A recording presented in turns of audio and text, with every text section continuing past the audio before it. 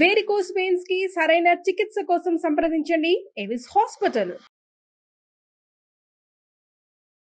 నమస్తే రమ్య గారు. నమస్తే జయ. చందమామ కథ ఏదైనా చెప్తారా?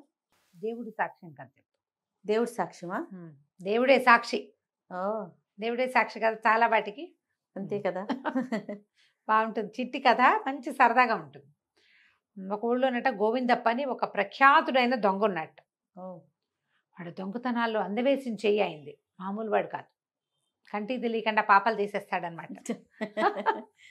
కొంతమంది ఉంటారు అట్లా చల్లగా చేసేస్తారు. అయితే ఈ గోవిందప్పకి ముందు వెనక ఎవరు లేరు, కానీ ఓ చెల్లెలు ఉండేది. చెల్లెలకు ఒక కొడుకున్నాడు, వాడి పేరు దేవుడు. అయితే ఆ చెల్లెలు ఏం చేసింది, వీడు కొంచెం చురుకైన వాడు, దేవుడు సహజంగా చురుకైన వాడు, మావయ్య దగ్గరికి వెళ్ళి కుల విద్య నేర్చుకోమని పంపించింది. పాత రోజుల్లో కులవృత్తిగా దొంగతనం ఉండేవాళ్ళట. ఇప్పుడు ఉంటారా అంటే ఎవడికి కులవృత్తి కాదు, ఎవడైనా అవకాశం వస్తే ప్రతివాడు దొంగే. ఇప్పుడు అంతే, అవకాశం రావాలి. అవకాశం వచ్చినా దొంగతనంగా చేయకుండా ఉండేవాళ్ళు, తప్పు చేయకుండా ఉండేవాళ్ళు ఉన్నారు, కానీ చాలా తక్కువ పర్సెంటేజ్. ఆ పరిస్థితిలో మనం ఎలా ప్రవర్తిస్తామో మనకు తెలియని స్థితిలో ఉన్నాం మనం. అవునండి. అవకాశం వస్తే మనం ఏం చేస్తామో మనకు తెలియదు కదా. అలాంటి రోజులో ఉన్నాం. ఆ రకమైన కలికాలంలోకి వచ్చేసాం మనం. అయితే ఈ దేవుడికి బోల్డ్ రకాల దొంగతనాలు చిన్నవి పొన్నవి నేర్పించాడు. అయితే ఏమైంది, ఆ ఊళ్ళో ఒక జడ్జి గారు ఉన్నాడు, ఏమనాలి దాన్ని, న్యాయాధికారి. ఈ న్యాయాధికారి గారు బాగా సంపాదించాడని ప్రతీతి. ఈయన అన్నాడు, ఒరే చిన్నవి పొన్నవి చాలా నేర్చుకున్నావు, ఇల్లు కొల్లగొట్టడం ఎలా చూద్దాం మనం, వాళ్ళ ఇంటికి వెళ్దాం రా అన్నాడు. సరే, సాయంకాలం చీకటి పడింది. కొంచెం 7 గంటల వేళ చల్లగా ఇళ్లలోకి ప్రవేశించి వాళ్ళు తలుపులు వేసినేసరికి బయటకు వచ్చేయాలి. వీళ్ళెట్టది సాయంకాలం తలుపులు తీసి ఉంచుతారు ఎవరైనా, గుమ్మాలు తెరిచి ఉంటాయి కదా సందె గుమ్మాలు, రాత్రిళ్ళు తలుపులు వేసుకుంటారు. ఆ తలుపులు వేసుకునే లోపల ఇల్లు పెట్టయిపోయే లోపల బయటకు వచ్చేసేయాలి. సరే, ఇద్దరు వెళ్ళారు. ఈ న్యాయాధికారి గారు అదో రకం మనిషి, వాళ్ళ ఇంట్లో ఏదో కథ నడుస్తూ ఉంటుంది. ఈ వెళ్ళిన వాళ్ళిద్దరు ఏం చేశారు, కుర్రాడు అన్నాడు, ఆకలి దహించుకుపోతుంది మావయ్య, తినటానికి ఏమన్నా ఉన్నాయేమో చూస్తా అంటే, ఇతను అన్నాడు, నేను మిద్దె మీదకి వెళ్తాను, మేడ మీదకి వెళ్తాను, బెడ్రూములు మేడ మీద ఉంటాయి మామూలుగా, డబ్బులు ఏమైనా దశకం పైన దొరుకుతుందేమో చూస్తాను రా, నువ్వు కిందుండు, కింద ఏదైనా తినేసి రమ్మంటే కుర్రాడు భోజనం కోసం వంటిల్లో వెతకడానికి వచ్చాడు. ఆ వంటింట్లో ఓ పక్కగా ఈ న్యాయాధికారి గారి భార్య పమట పరుచుకొని కొంగు పరుచుకొని నిద్రపోతుంది, కునుకు తీస్తుంది అనమాట.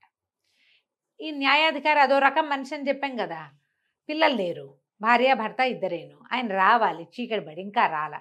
ఆ రోజు ఏమైంది, ఏకాదశి, వీళ్ళు పొద్దునుంచి ఉపవాసం ఉన్నారు భార్యాభర్త. సాయంకాలం సాధారణంగా పలహారం చేసుకుంటారమ్మా చాలామంది ఇళ్లలో. ఏకాదశి నాటి రాత్రి పగలు తినకుండా ఉంటారు, కానీ రాత్రి ఏ ఉప్పుడు పిండో చేసుకుంటారు. కొంతమంది మధ్యాహ్నం తిని రాత్రి ఏమీ చేసుకోకుండా ఉండేవాళ్ళు కనపడతారు. పూర్వకాలం అంతా సాయంకాలం ఏదో చేసుకునేవాళ్ళు. ఆవిడ ఏం చేసిందట, 8 అట్లు పోసింది, మినపట్లు అంటే దోశలు. ఈ అట్లల్లో నలుచుకునేందుకు అంత కొబ్బరి పచ్చడి చేసింది ఓ గిన్నెలో. అక్కడి నుంచి ఏదైనా మరి పొద్దు నుంచి నీరసం, మరి 50 ఏళ్ళు దగ్గర పడ్డ వాళ్ళు నీరసాలు వస్తాయి, రేపొద్దుటికి షుగర్ లో అయిపోతుంది. అందుకని ఏం చేసింది, పెసరపప్పు పాయసం చేసింది, పెసరకట్టు పాయసం అంటారు అంతా.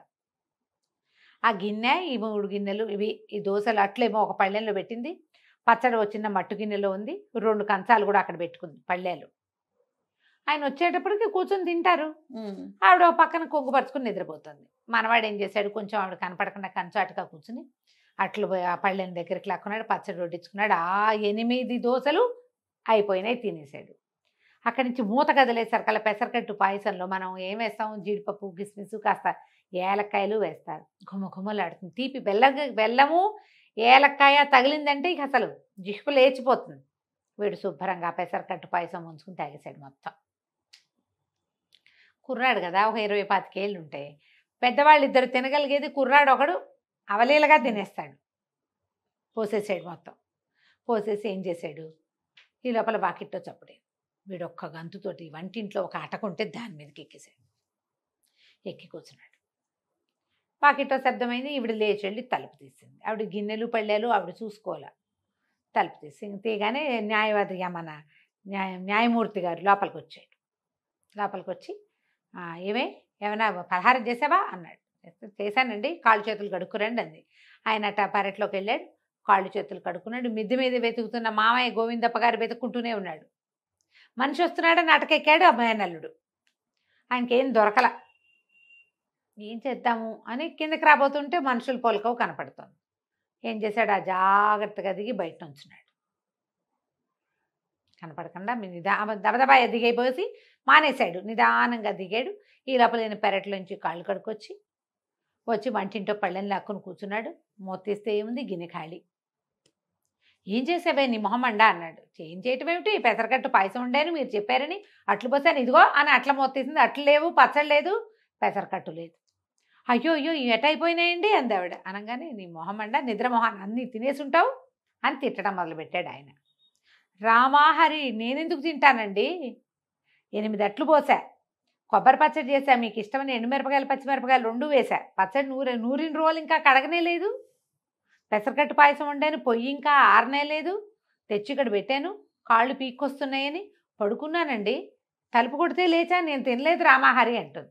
నువ్వు తినకపోతే ఎవడు తింటాడు, గిన్నె అయితే కనపడుతోంది, పక్కన పళ్ళె ఉంది, వీడు ఎంగిల్ చేసింది, ఎంగిల్ పళ్ళెం కనపడుతుంది, తిన్నావు నువ్వు అని ఆయన అరుపుల కేకలు. ఆవిడ లబో దిబోమని కేకలు పెట్టింది. దేవుడే సాక్ష్యం, దేవుడే సాక్ష్యం అంటుంది ఆవిడ. అనేసరికి ఈయన మూలనన్న ఒక దుడ్డు కర్ర లాంటి చేతులు తీసి పెళ్ళాన్ని కొట్టబోయినాడు. అయ్యో, కొట్టబోతే వీడు పైన కూర్చున్నాడు కదా, ఆవిడేమో దేవుడే సాక్షి అంటోంది, అంటే మనమే.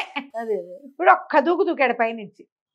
ఆవిడ కొడతామేమిటి బుద్ధి లేకుండా, దేవుడే సాక్ష్యం అని చెప్తోందా, నేనే దేవుణ్ణి, తిన్నాను అవన్నీ. తినేశాను 8 అట్లు, కొబ్బరి పచ్చడి వేసుకున్నా, బాగుంది, తినేసా. తర్వాత తీగా బాగుందని పాయసం కూడా తాగేశా, ఒట్టి గిన్నెలు అక్కడ పెట్టా, ఆవిడ తినలా, నేనే తిన్నా, నేనే సాక్షి, సరేనా అని బయటికి అన్నాడు. అనగానే ఆయన నిర్కాంతపోయాడు. ఆవిడ వీడెవడో తెలియదు వాళ్ళకి, నేనే దేవుడు అనేసరికల్లా ఒక్క క్షణం ఏకాదశి వాళ్ళకి అవన్నీ గుర్తొచ్చినాయి. ఈ లోపల ఏమైంది, వీడు గొంతు ఎప్పుడో గైగేయమని వినపడేసరికల్లా ఆ మావయ్య బయట నుంచి ఒరే దేవుడు అన్నాడు, వస్తున్నా అని పరిగెత్తుకుంటూ వెళ్ళిపోయాడు. వీళ్ళిద్దరూ తెల్లబోయి నిర్ఘాంతపోయి అవన్నీ అయ్యి తెప్పరిల్లేసరికల్లా వాడు వెళ్ళిపోయారు. ఇద్దరు వెళ్ళిపోయారు.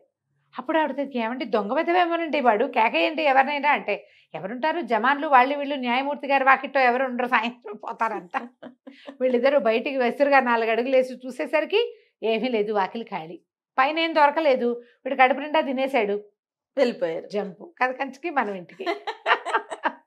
చక్క సృష్టిగా భోజనం చేశాడు, వెళ్ళిపోయాడు అంతే. మనం అలా దొంగలు వచ్చి భోజనాలు చేసిన కథలు ఎన్నో కథలు సినిమాలలో కూడా కనపడతాయి. వాటన్ని కథలకి ఆద్యము చందమామ కథలే. చందమామ కథల్లోనే కనపడతాయి మనకి, ఎక్కడి నుంచే తీసుకున్నారు. వాళ్ళ తెలివితేటలైతే ఖచ్చితంగా కాదు. దొంగ మారిపోవటం, దొంగ తమ్ముడు అయిపోవటం, దొంగ మేనల్లుడు అయిపోవటం, మంచిగా మారిపోయి ఇవ్వడం, అవన్నీ కూడా చందమామ కథల్లో 60 ఏళ్ల నాడు 50 ఏళ్ల నాడు రాసిన కథల్ని ఇప్పుడు కాపీ చేస్తున్నారు మన వాళ్ళంతే, నిస్సందేహంగా కాపీ క్యాట్స్. నమస్తే రమగారు. నమస్తే.